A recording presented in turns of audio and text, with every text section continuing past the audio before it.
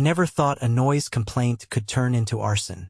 But then again, I never thought a woman like Patricia would be capable of something so unhinged. It all started when I moved into the neighborhood 2 years ago. I had saved up for this house, my dream home. A nice place in a quiet, well-maintained community, or so I thought. The first couple of months were peaceful, but then I made the mistake of throwing a small birthday party for my younger brother. Nothing wild, just a backyard barbecue with some music at a reasonable volume. The next morning, I found a bright pink violation notice taped to my front door. Noise disturbance violation of HOA rules. Signed by none other than Patricia Vaughn, the HOA president. I had heard rumors about Patricia before I moved in. She was a middle-aged woman who had somehow turned an unpaid HOA position into a full-time dictatorship. She stalked the neighborhood like a hawk, looking for any excuse to fine people. But I wasn't about to be bullied over a harmless gathering. I showed up at the next HOA meeting to dispute the fine. Patricia sat at the head of the table, her signature pearl necklace resting on her stiffly ironed blouse. She had a way of speaking that made everything sound like a threat wrapped in fake politeness. "The rules are in place for a reason, Mr. Ashford," she said, barely looking up from her stack of papers. "Yeah, but there was no excessive noise," I replied, keeping my voice level. "It was a birthday barbecue. No one complained." "I complained," she said, placing her hands on the table and leaning forward. "And that's enough." That was my first real taste of Patricia's power trip. I paid the fine just to avoid further trouble, but that only encouraged her. Suddenly, I was getting citations for things that didn't even make sense. Grass too long, it wasn't; trash cans left out too late, I brought them in on time; my porch light being too bright, it was a standard bulb. It became clear Patricia had it out for me. But I still didn't think she'd go as far as burning down my house. That changed when I decided to fight back. I started recording everything. I installed security cameras around my house and kept a log of every bogus violation she issued. I even gathered other neighbors who had been harassed by Patricia and convinced them to speak up at the next HOA meeting. That meeting did not go well for her. I presented my evidence, including video footage of her trespassing on my property multiple times. Other homeowners chimed in with their own stories. Patricia's face turned redder by the second, but she didn't back down. "This meeting is over," she snapped, storming out before anyone could vote on her removal. Later that night, I heard something outside. My security cameras caught her lurking near my property, staring at my house for several minutes before walking away. I had rattled her, but I had no idea how dangerous she really was. A week later, I woke up to the smell of smoke. My house was on fire. I barely had time to react before the fire alarm blared through my house, the shrill sound slicing through the thick, acrid smoke seeping into my bedroom. My lungs burned as I threw myself out of bed, adrenaline surging through me like an electric current. Flames licked at the hallway walls, casting flickering shadows that turned my once peaceful home into a nightmarish hellscape.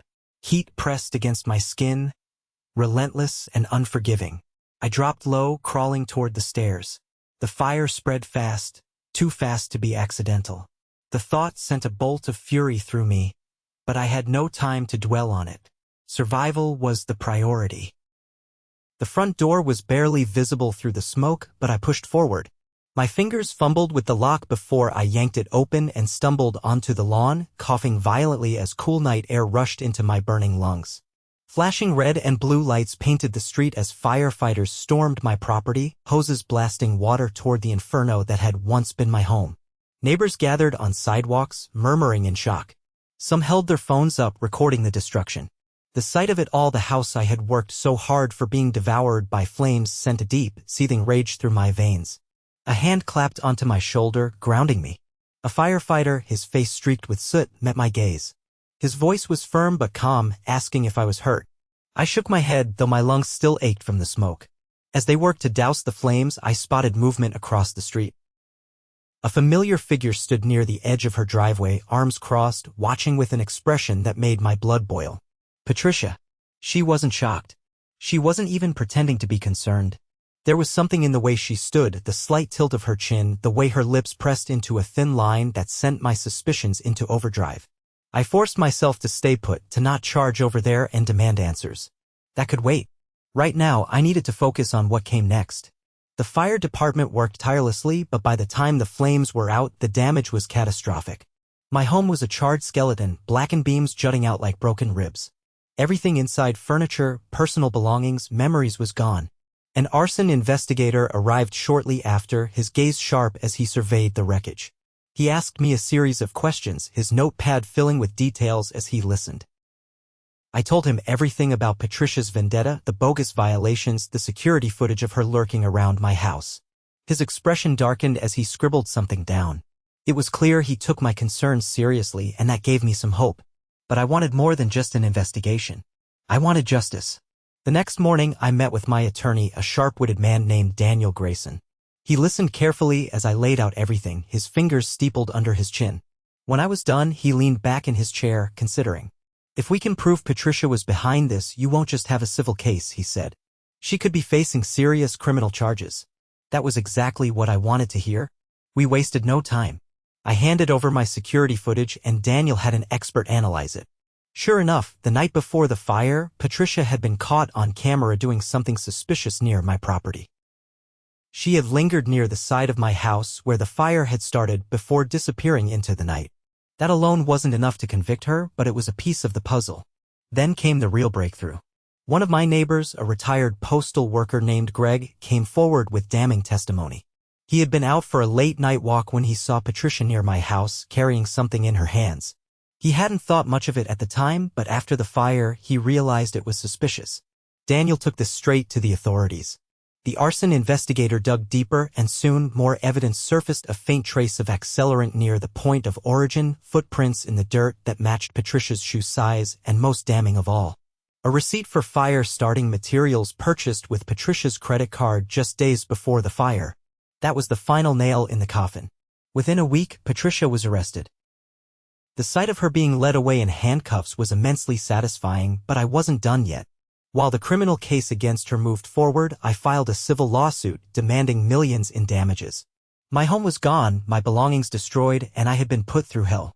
Patricia had tried to ruin me, but now she was about to face the consequences of her arrogance. The HOA scrambled to distance themselves from her, but I wasn't letting them off the hook either. They had enabled her reign of terror for far too long, and I was determined to dismantle the corrupt system she had built. I rallied the community, exposing the years of abuse, the fabricated fines, the harassment. More residents came forward, sharing their own horror stories. The pressure mounted, and before long, the HOA board members who had supported Patricia resigned in disgrace. The neighborhood was finally free from her grip. The court case was grueling, but the evidence was overwhelming. Patricia's attorney tried to argue that she had been framed, that there was no definitive proof she had set the fire herself. But the jury wasn't buying it. In the end, she was found guilty of arson and sentenced to prison. As for my civil case, I won. The court awarded me a massive settlement, more than enough to rebuild. Patricia had tried to destroy me, but all she had done was ruin herself, and I made sure the entire neighborhood knew it. With Patricia in prison and my lawsuit against her secured, I should have felt victorious. But the truth was, my battle wasn't over yet. The HOA, despite their attempts to distance themselves from her, still had rotten roots running deep into the foundation of the neighborhood. Patricia might have been the mastermind, but she hadn't acted alone. There were others on the board who had enabled her, who had turned a blind eye to her harassment, or worse, actively helped her enforce her ridiculous fines and rules. They saw her downfall as an opportunity to rewrite history, to pretend they had never supported her reign of terror. I wasn't about to let them get away with that. The first step was ensuring that every resident knew exactly how deep the corruption ran. I compiled a detailed report using all the evidence I had gathered, the bogus fines, the trespassing incidents, the testimonies from neighbors who had suffered under Patricia's rule. Then I went door to door, personally speaking to homeowners and handing out copies. The response was overwhelming. People were furious, not just at Patricia but at the entire HOA board. Many had kept silent out of fear of retaliation, but now that she was gone, they were ready to fight back.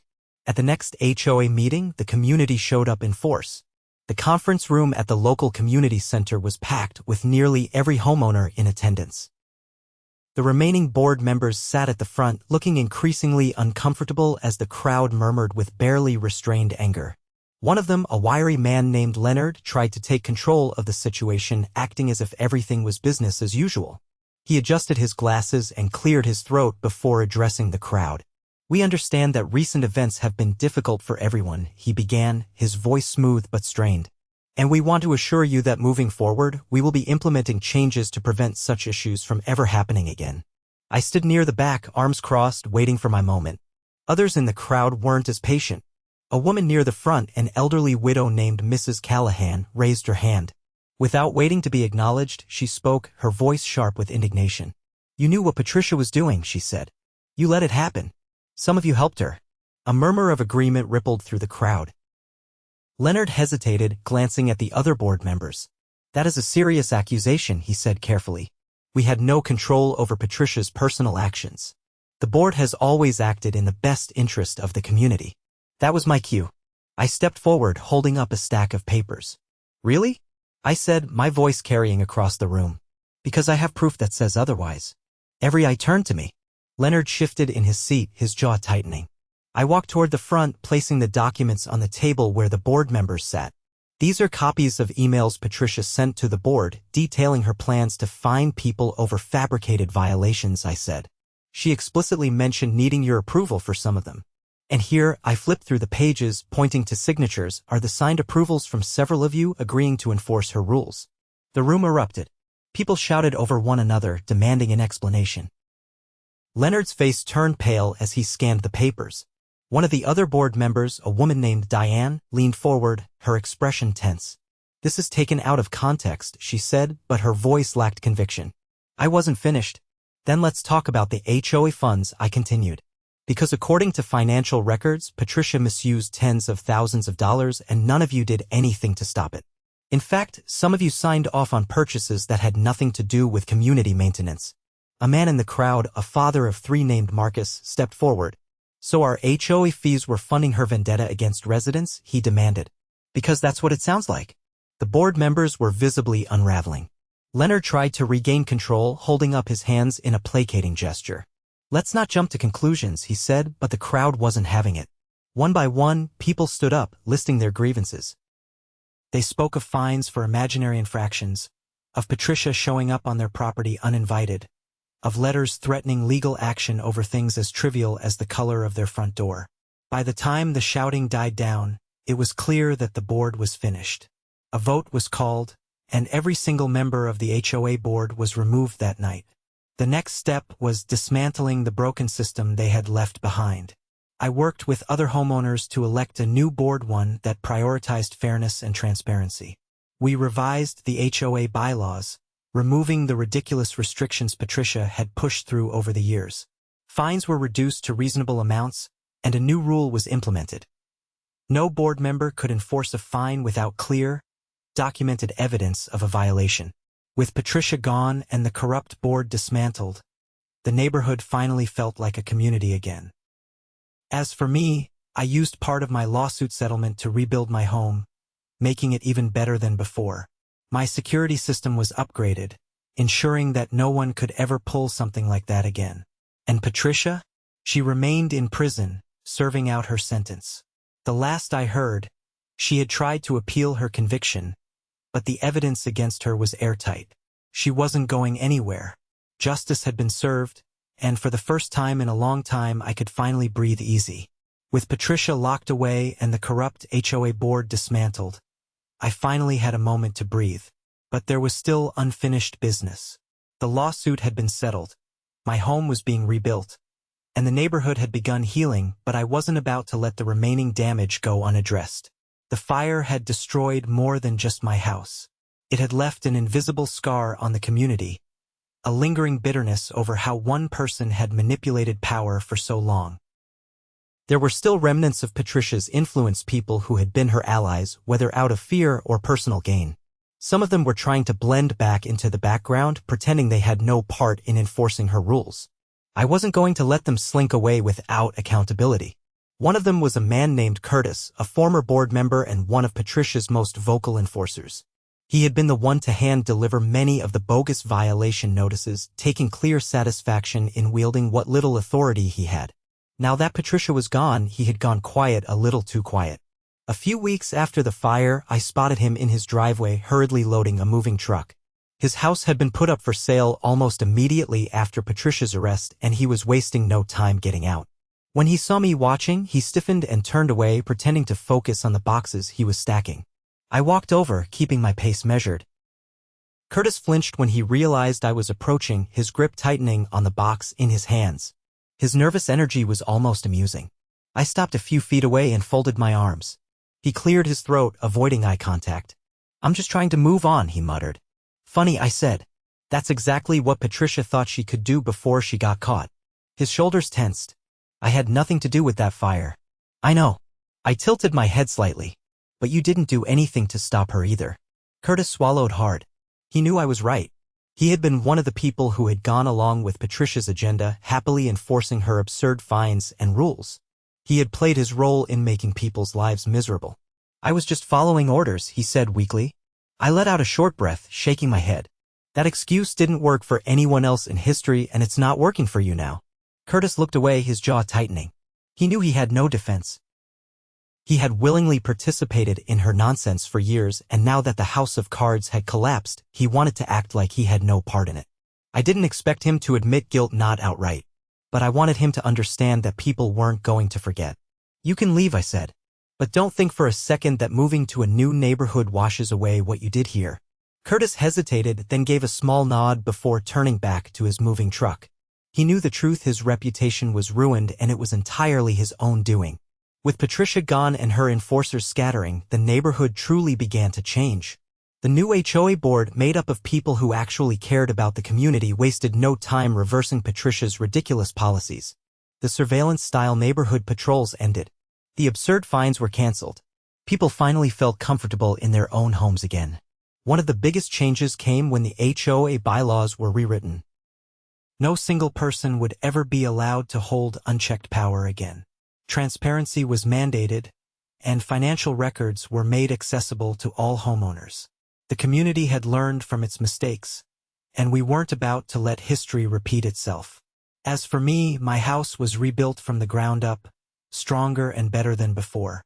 I had taken extra precautions: fire-resistant materials, an upgraded security system, and a reinforced perimeter. If anyone ever tried something like that again, they wouldn't get away with it. But even with everything Patricia had done, I refused to let her define my life. She had tried to burn me down, but all she had done was expose her own corruption. In the end, she had lost everything, and I had gained something far more valuable: justice. With Patricia behind bars and the corrupt HOA dismantled, I should have been able to move forward without any more obstacles. My home was being rebuilt, the neighborhood was finally free from her oppressive rule, and I had won my lawsuit. But there were still loose ends, ones I hadn't anticipated. The remnants of Patricia's influence still lingered in subtle ways. While her most outspoken allies had either left the neighborhood or gone silent, a few former supporters remained, lurking just beneath the surface. They weren't bold enough to openly challenge the new leadership, but they weren't happy about the changes either. One of them was Judith Harper, a woman in her late 50s who had been Patricia's closest friend on the board. Unlike Curtis, who had slunk away in disgrace, Judith had stayed put, quietly observing as the neighborhood transformed around her. She hadn't been directly involved in Patricia's crimes, but she had defended her for years, dismissing complaints and acting as her right-hand enforcer. Now, with Patricia gone, Judith had adopted a different tactic: passive resistance. She wasn't issuing fines or making threats, but she was doing everything in her power to undermine the new HOA board. She refused to comply with any of the new policies, ignored community meetings, and spread whispers of discontent to anyone who would listen. First, I ignored her. She was insignificant compared to what I had already dealt with. But when she started stirring up resentment among a small group of homeowners, I knew I had to step in before things escalated. One evening, as I was overseeing the final touches on my newly rebuilt home, I noticed Judith lingering across the street, talking to a few neighbors. Their body language was tense, arms crossed, heads nodding as she spoke. I couldn't hear what she was saying, but I didn't need to. I had seen this tactic before, planting seeds of doubt, questioning the legitimacy of the new leadership, trying to regain control through subversion. I walked over, keeping my expression neutral. The conversation stopped the moment they noticed me. Judith's lips pressed together in a thin line, her eyes narrowing slightly. I didn't address her directly. Instead, I looked at the homeowners she had been speaking to. If you have any concerns about the new policies, you're welcome to bring them to the next HOA meeting, I said. We're making sure that everyone has a voice now, unlike before. One of the homeowners, a man named Richard, shifted uncomfortably. Judith was just saying that things have changed too quickly. Some of us feel like we weren't given a say in all these decisions. I nodded. I understand that change can be difficult, but let's not forget where we were a few months ago. People were living in fear of ridiculous fines and harassment. The new policies are about fairness and preventing that kind of abuse from happening again. Judith exhaled sharply. You're painting Patricia as a monster, but she was just trying to maintain order. Some of us appreciated that. I met her gaze, my tone steady. Patricia set my house on fire, Judith. That's not order. That's criminal. The other homeowners exchanged uneasy glances.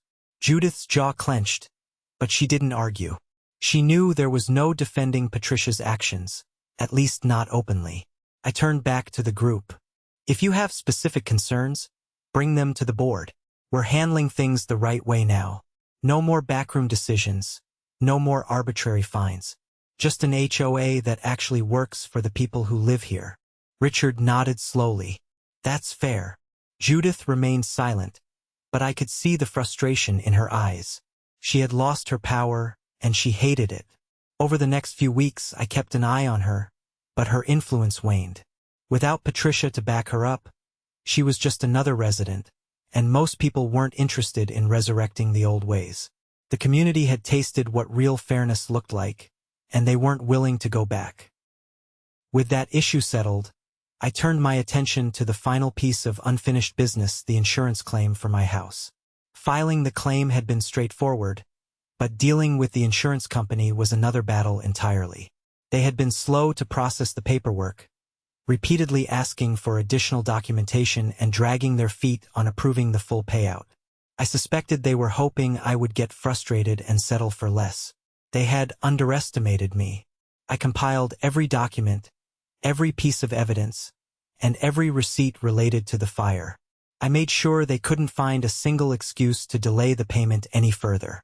When I showed up at their office with my lawyer, they finally understood that I wasn't going to back down. After weeks of negotiations, they approved the full amount. Between the insurance payout and the settlement from my lawsuit, I not only rebuilt my home but also made significant upgrades. By the time construction was complete, my house was more than just restored, it was fortified. Fire-resistant materials, a state-of-the-art security system, reinforced doors and windows. If anyone ever tried to pull something like that again, they wouldn't get far. The day I moved back in, I stood in the doorway, taking in the sight of my new home. It had been a long road to get here, but I had won. Patricia had tried to destroy my life, but all she had done was expose her own corruption. The neighborhood was better off without her, and for the first time in years, people could enjoy their homes without fear. As I stepped inside, I knew one thing for certain: no one would ever take my home from me again. With my house rebuilt and the HOA restructured, the neighborhood had finally settled into a state of peace. But I had learned my lesson. Just because the biggest threat was gone didn't mean there weren't still shadows lurking. I had spent too much time fighting to let my guard down now. The new HOA board was functioning better than anyone could have hoped. Meetings were transparent, homeowners actually had a say, and the oppressive rules were gone. People were talking to each other, forming friendships instead of alliances based on fear. It was the kind of community I had wanted when I first moved in. But there was still one last problem to deal with: the financial wreckage left behind by Patricia's reign. During the audit of HOA funds, it became clear that Patricia had bled this community dry. The previous board had allowed her to funnel thousands of dollars into unnecessary expenses, private security patrols that only answered to her, legal threats against homeowners, and lavish personal expenses disguised as community improvements. The new board had managed to stop the bleeding, but the damage was done. There were missing funds that had never been accounted for, and the HOA's reserves were dangerously low. I wasn't the only one who saw the problem. Marcus, one of the more vocal homeowners, had taken an interest in the financial side of things. He had a background in accounting, and after combing through the records, he found something that sent alarm bells ringing. Patricia hadn't just misused HOA funds, she had outright stolen money. The paper trail wasn't obvious at first, but once Marcus laid everything out, it became clear. Over the years, she had been siphoning money into a separate account under the guise of emergency maintenance.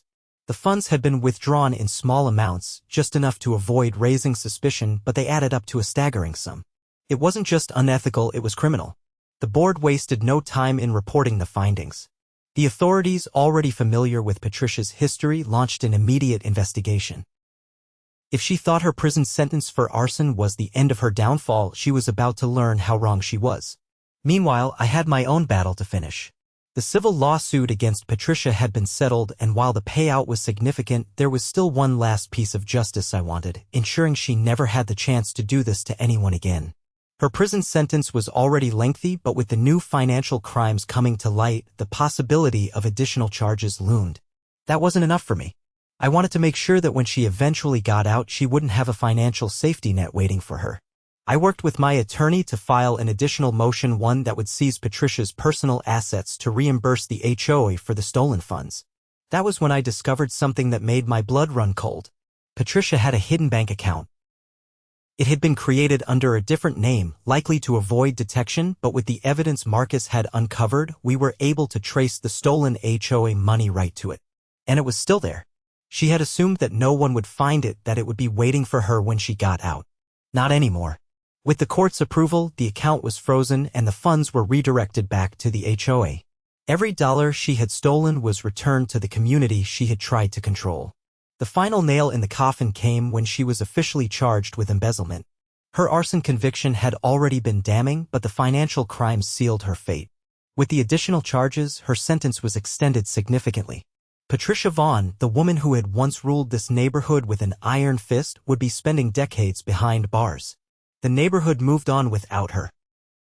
The new HOA board used the recovered funds to make actual improvements, fixing neglected infrastructure, upgrading community facilities, and lowering HOA fees for everyone. The fear that had once gripped this place faded, replaced with a sense of unity that had been missing for far too long. As for me, I finally let myself enjoy my new home. There were no more unexpected fines taped to my door, no more threats disguised as official notices. The security system I had installed remained in place, but for the first time in years I felt like I didn't need it. Patricia had tried to destroy my life, but in the end all she had done was expose her own corruption. Justice had been served and I had won.